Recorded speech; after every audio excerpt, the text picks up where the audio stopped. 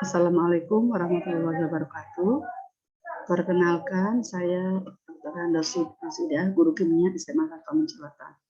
Pada kesempatan ini akan menyampaikan video pembelajaran materi tentang hidrokarbon.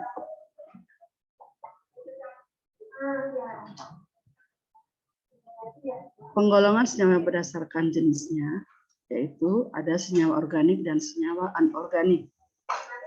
Senyawa organik berasal dari makhluk hidup. Contohnya seperti karbohidrat, protein, lemak, dan vitamin. Senyawa anorganik penggolongan berdasarkan sifat dan struktur senyawa. Contoh, garam karbonat dan karbon dioksida. Bagaimana perbedaan senyawa organik dan anorganik? Kalian tahu? Perbedaannya adalah bisa dilihat yang pertama dari kestabilan terhadap pemanasan. Senyawa organik mudah terurai atau berubah struktur.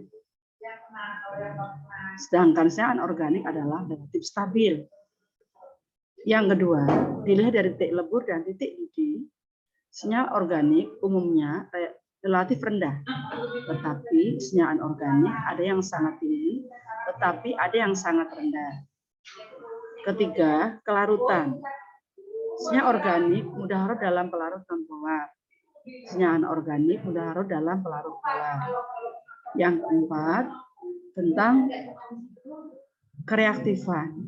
Senyawa organik kurang reaktif dan bereaksi dengan lambat. Tetapi senyawa anorganik reaktif dan umumnya bereaksi dengan cepat. Dilihat dari struktur, senyawa organik mempunyai rantai atom karbon, tetapi senyawa anorganik tidak memiliki rantai karbon. Sekarang kita bahas bagaimana cara mengidentifikasi senyawa karbon untuk membuktikan bahwasanya pada pembakaran hidrokarbon itu akan dihasilkan CO2 dan H2O. Bagaimana membuktikan CO2? Yaitu dengan menggunakan CO2 direaksikan dengan air kapur yang asalnya air kapur bening ya atasnya.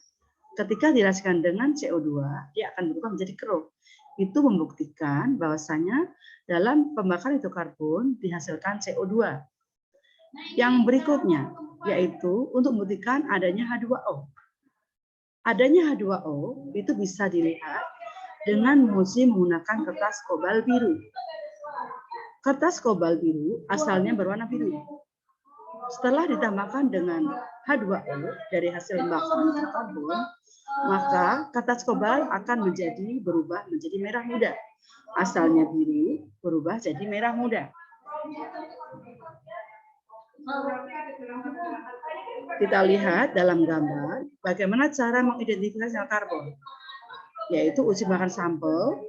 Sampel dimasukkan dalam tabung reaksi, kemudian dihubungkan dengan pipa yang tertampung reaksinya, sampel plus oksidator, CO2 dan H2O. Kita bahas sekarang tentang sumber-sumber senyawa karbon. Sumber senyawa karbon adalah tumbuhan dan hewan, batu bara, gas alam, dan minyak bumi. Kita sekarang akan bahas tentang apa itu atom karbon. Atom karbon adalah suatu atom berlambangkan C besar dengan nomor atom 6 dan memiliki massa atom relatif 12. Kalau kita lihat konfigurasi elektronnya, yaitu 1s2, 2s2, 2p2. Berarti dia terletak pada periode kedua dan golongan 4A. Kalau kita lihat pada tabel sistem periodik. Karbon mempunyai 4 elektron valensi. Atom karbon relatif kecil. Dan atom karbon dapat membentuk rantai karbon. Kedudukan atom karbon. Kedudukan atom karbon itu bisa lihat yang pertama adalah atom C primer, atom karbon primer. Atom C primer adalah atom karbon yang terikat langsung pada satu atom karbon lainnya. Yang ketiganya terikat pada atom H. Atom C sekunder adalah atom karbon yang terikat langsung pada dua atom karbon lainnya. Atom C tersier adalah atom karbon yang terikat langsung pada tiga atom karbon lainnya. Yang terakhir adalah atom C quaternaire. Atom karbon yang terikat langsung pada atom karbon 4 atom karbon lainnya. Sekarang akan kita bahas tentang hidrokarbon dilihat dari bentuk rantainya. Kita tahu hidrokarbon adalah terbentuk dari senyawa tersusun dari atom karbon dan hidrogen. Bagaimana bentuk-bentuk rantainya? Yang pertama adalah alifatik. Alifatik nama lainnya adalah alifatis, artinya lurus. Yang kedua adalah bentuk alisiklis atau alisiklik, yaitu dalam bentuk tertutup atau melingkar. Yang ketiga adalah aromatik. Apa itu aromatik? Yaitu bentuk rantainya tertutup dan memiliki kekhasan aroma tertentu. Sekarang hidrokarbon kita lihat dari jenis ikatannya.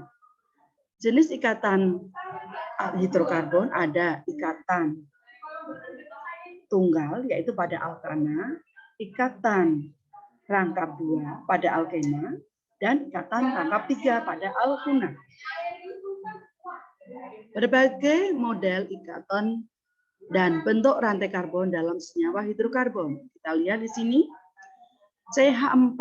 Di sini atom C mengikat 4 atom hidrogen. Semuanya adalah tunggal, berarti dia tergolong alkana. Etana dengan C2, hidrogennya ada 6, itu juga tergolong alkana. Kemudian yang ketiga, kita lihat di sini. C2H4 itu adalah etena, di mana di situ memiliki ikatan rangkap 2. Kemudian berikutnya ada etuna, yaitu C2H2, memiliki ikatan rangkap 3. Kemudian kita lihat sekarang bentuk yang rantai tertutup. Bentuk rantai tertutup kita lihat di sini ada C3H6 yang namanya adalah siklopropana. Yang terakhir adalah ada C6H6. Ini adalah contoh dari hidrokarbon dalam golongan aromatik. Dia dengan rantai yang melingkar, bentuk rantai melingkar atau tertutup, kemudian disertai dengan ikatan rangkap tunggal selang-seling. Yang di sini ada tadi resonansi. Pengolahan hidrokarbon berdasarkan jenis ikatannya. Yang pertama, ada hidrokarbon jenuh. Ini ada tergolong di sini adalah alkana. Kemudian ada hidrokarbon tak jenuh, yaitu yang memiliki ikatan rangkap. Alkena rangkap 2, alkuna rangkap 3. Alkana. Sel hidrokarbon jenuh ikatannya adalah tunggal. Rumus umumnya yaitu CnH2n plus 2, di mana N-nya adalah jumlah atom karbon. Sifat deret homolog. Sifat deret homolog ini artinya adalah suatu sifat hidrokarbon di mana memiliki sifat kimia yang mirip. Kemudian mempunyai rumus umum yang sama, memiliki perbedaan MR atau massa molekul relatif antara dua suku urutannya sebesar 14. Makin panjang rantai karbon, makin tinggi TID-nya. Perhatikan di sini, ini adalah tabel dari suatu kelompok senyawa karbon dengan rumus yang sama dan sifat mirip atau contoh dari deret homolog. CH4, C2H6, C3H8, C4H10, bla bla bla terus sampai C20H42. Di sini memiliki rumus umum yang sama yaitu CnH2n plus 2.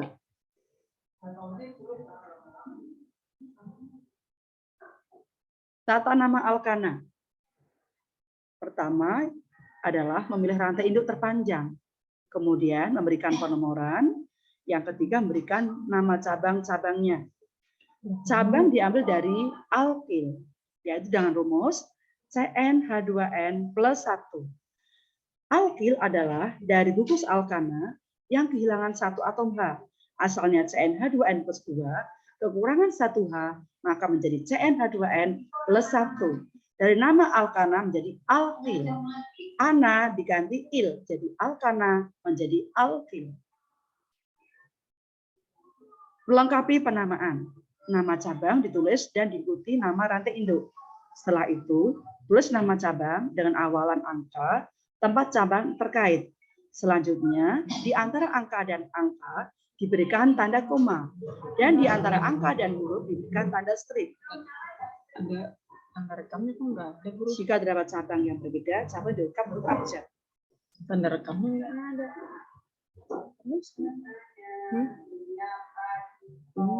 Stop screen ya? Stop aja ya? Iya, stop. Ya, Dengar nggak ini? Saya Benar, masih untuk ngeceknya.